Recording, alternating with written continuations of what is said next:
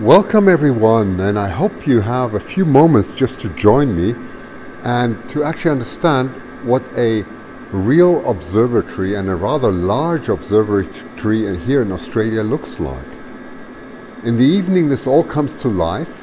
They are nocturnal animals, and during the day everything is just asleep.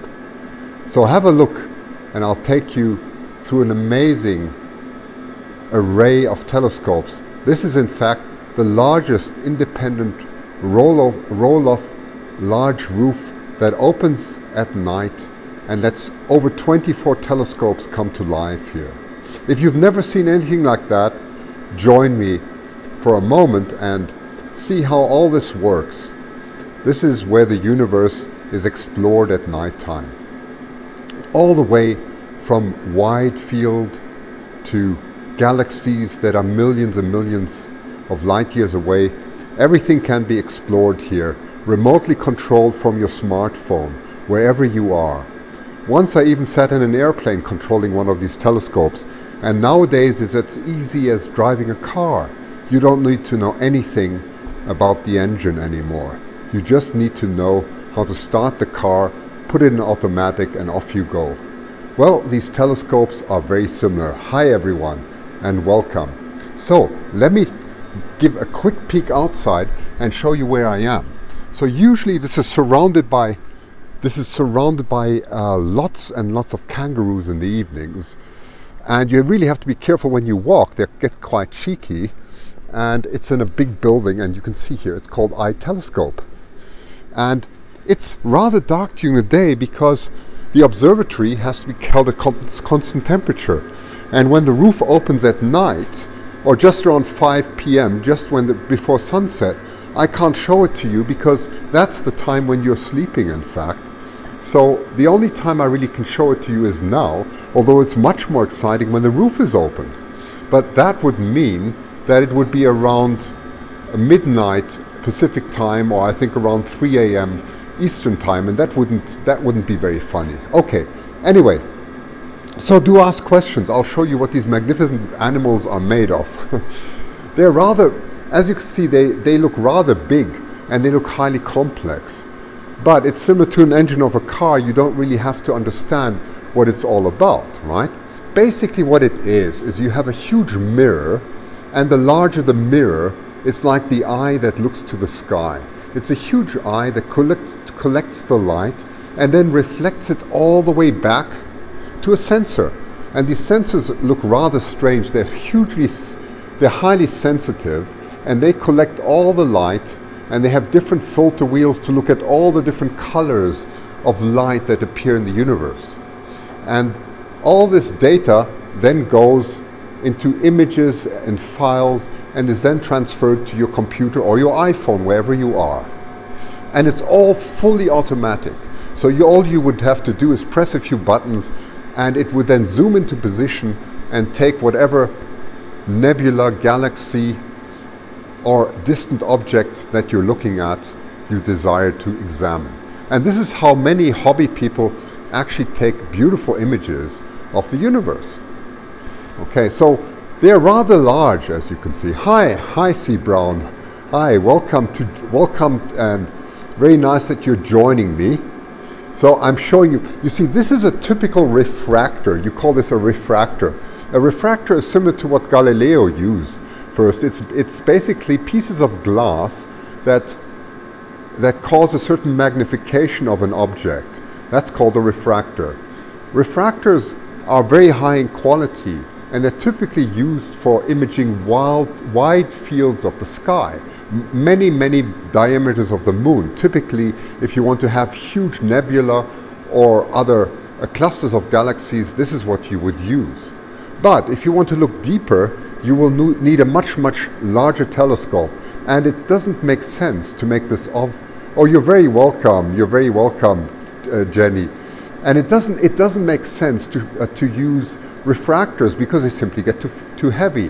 And the technology has become very advanced. So what these are mirror systems. I'm just going to lift the phone up so you can have a look inside. And there you see, you could briefly see it. It's a huge mirror that collects all the light and then it basically, as I explained before, it goes into a special type of detector, and these are much more sensitive than the cameras that you're used to from the commodity market. Okay, so it's a rather fierce looking animal, and you can see there are lots of weights here. They're called counterbalances because the telescope has to always rotate freely, and there it is rotating. Look at that. Isn't that amazing? Just out of a magic hand you can see it actually rotating. It's really beautiful. So you can see how easily it moves, and that is only possible because there's a counterweight. And oh, there you go, and it's turning now. That's quite amazing.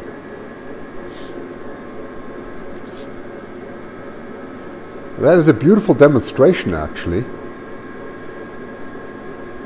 And this is all remote controlled. This is somebody sitting near or far away and just controlling the telescope at the moment, for all kinds of reasons. Okay, and you can see how beautifully it rotates, and it would then, at night, when the roof goes open, this roof will roll back all the way to there. And when the roof rolls back completely, everything is free, and then basically you can zoom in onto any object that you desire to look at. What is the cost of that equipment? That cost that you see here is typically $100,000 and higher per telescope. Why is it so expensive? Because to build remotely controlled systems takes a lot of investments. However, it is like driving a car. Your car costs a lot, but if you rent a car, it's very different. Okay? You rent a car, it actually becomes quite cheap. And that is how they cover the costs here. They rent out the telescopes per hour, and you own all the images when you do that. Okay? So you can point, you don't need to know much about the telescopes. All you need to know is what you want to see, and then the telescope points at the object, does the exposure for you, and then delivers per mail it to your box. Ah, here, GSS-Ton ISON 12. Oh, I see. Okay, hang on. Ah, I'm getting some instruction. Hang on. I must just see where. This is Pete from my telescope telling me where to point at. Just 1 second. I'm just going to have a look at that. Wait a second. He's just asking me.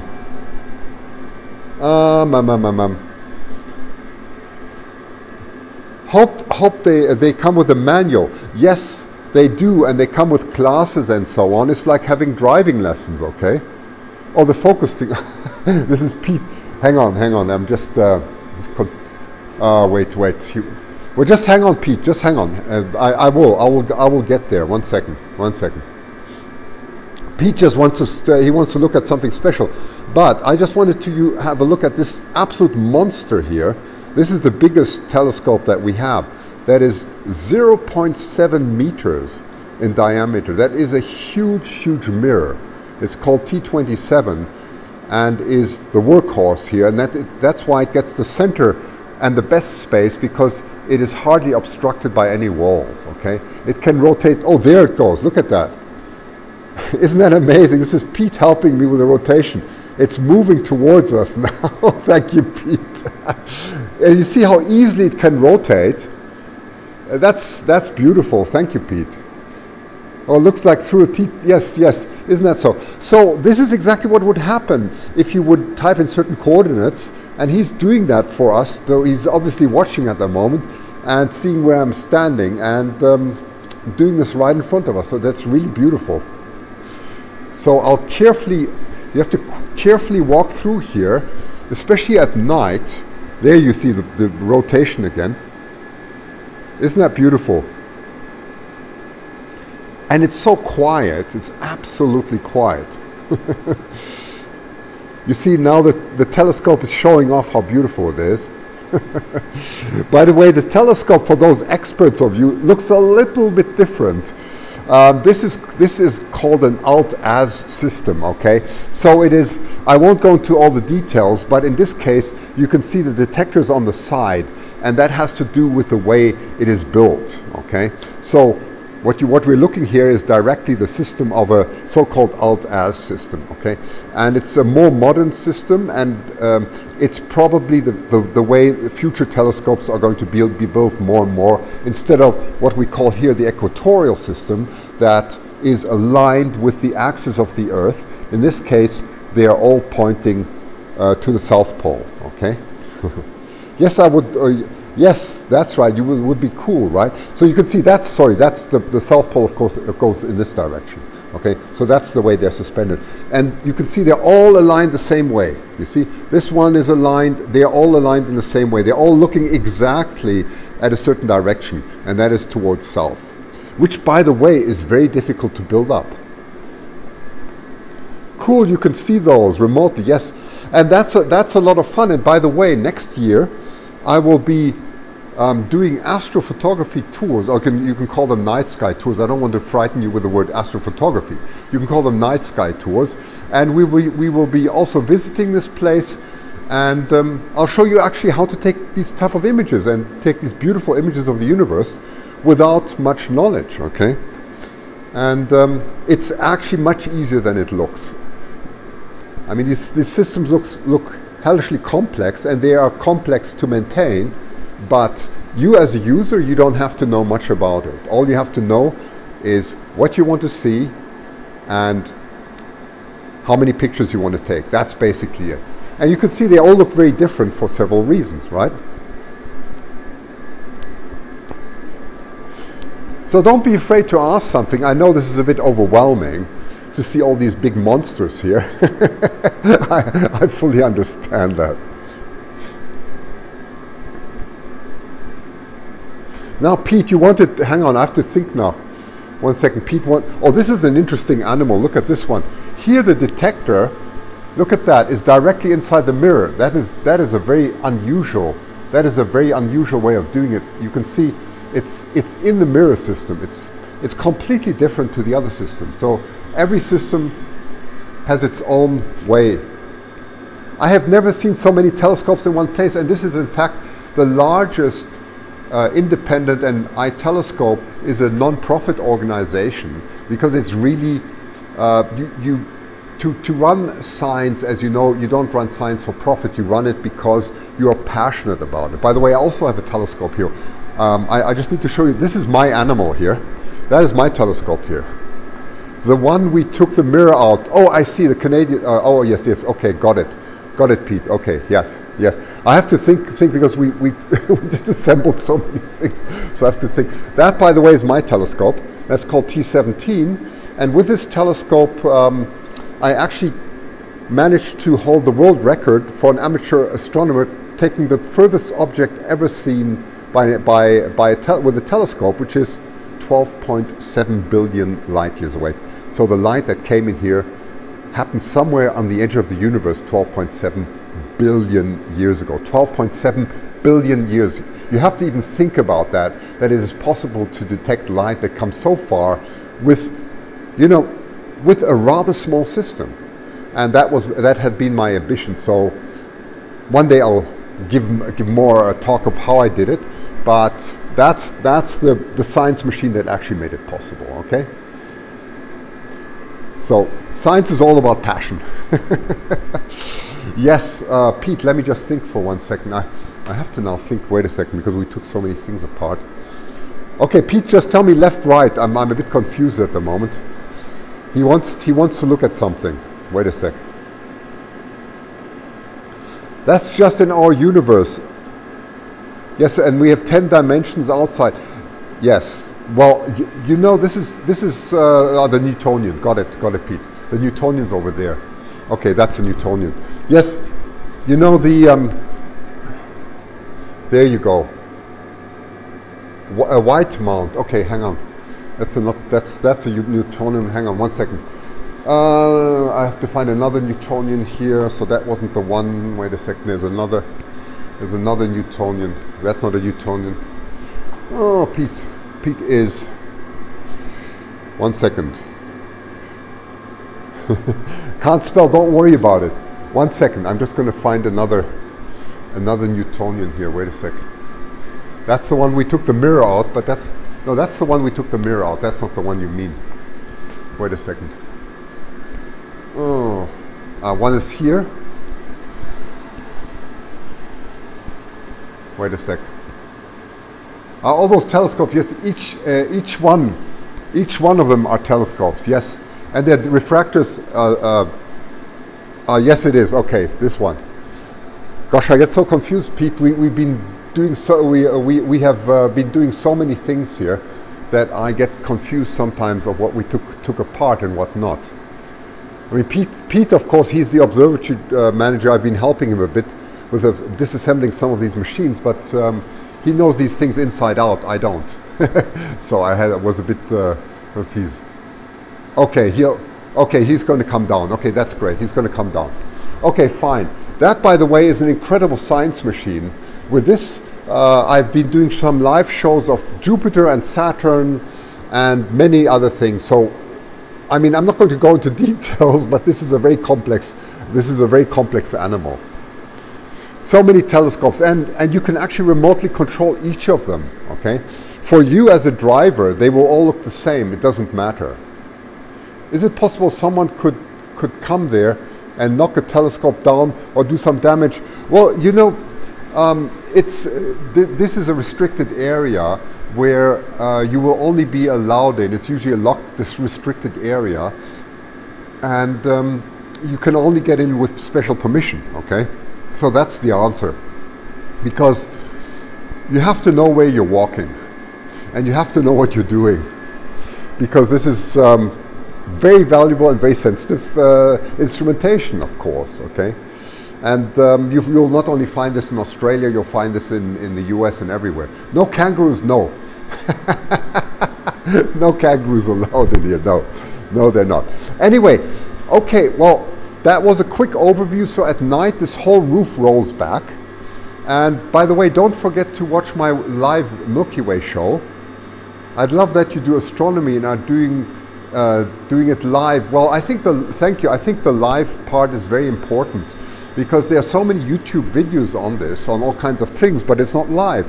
And if you have any questions, I'm always happy to answer them. Johann Wolfgang von Goethe and Newton had different views. That's exactly right.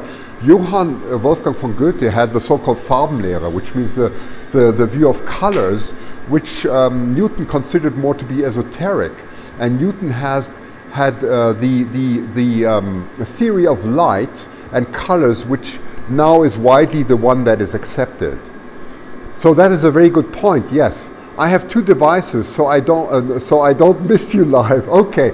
Well, my next live show is going to be an event. It's going to be an event that is going to be on Sunday morning. I think I have to remember now. I think it's 8 a.m. Pacific time and 11 a.m. Eastern time Sunday. Which is going to be 1 a.m. Monday for me, okay? And you're going to see the Milky Way live. So how did you get into astronomy to eagles? Because I have so many crazy interests, that's why. And you know what astronomy and eagles have in common? We'll be watching from Florida, that's good. Well, astronomy and eagles have the Eagle Nebula in common. The famous Eagle Nebula, I think, is called Messier 16, M16. And we can one day take the Eagle Nebula from here because that's what it's named, and because it has the shape of an eagle.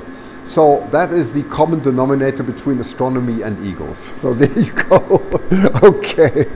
Well, so don't miss the event. You just have to look on Zasephoto.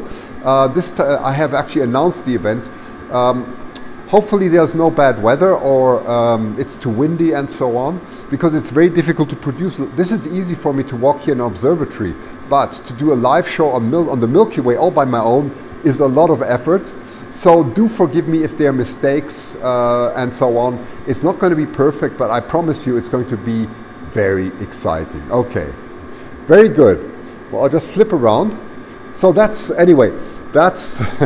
me walking around among telescopes here, which is a lot of fun. And yeah, it's amazing to be able to be part of all this. Okay, we don't care if there are mistakes. That's good, because that's what live shows are all about. They're really about yeah, about live and raw things, and you have to go to, you know, even when you have to do such complicated things, things go wrong, okay, and they do go wrong. Excuse me, because you know, you drive the producer's technology, you are in a remote place, you have to deal with the signal, you're doing it at night where you can't see anything, etc., etc. So it's very difficult because your eyes cannot adapt to the dark, because I'm looking at a screen in order to talk to you. So it's almost being blind at night, okay? So if you understand why it's difficult, then you'll appreciate it. Okay, so it's very different to doing YouTube videos that you can see processed and so on, okay? So, and we all learn from mistakes, very good. Sorry. So, I look forward to seeing you then. So don't forget Sunday morning or Sunday noon. And thank you for joining me, okay? Love seeing the kangaroos earlier, they were wonderful. That's correct, yes, okay. Thank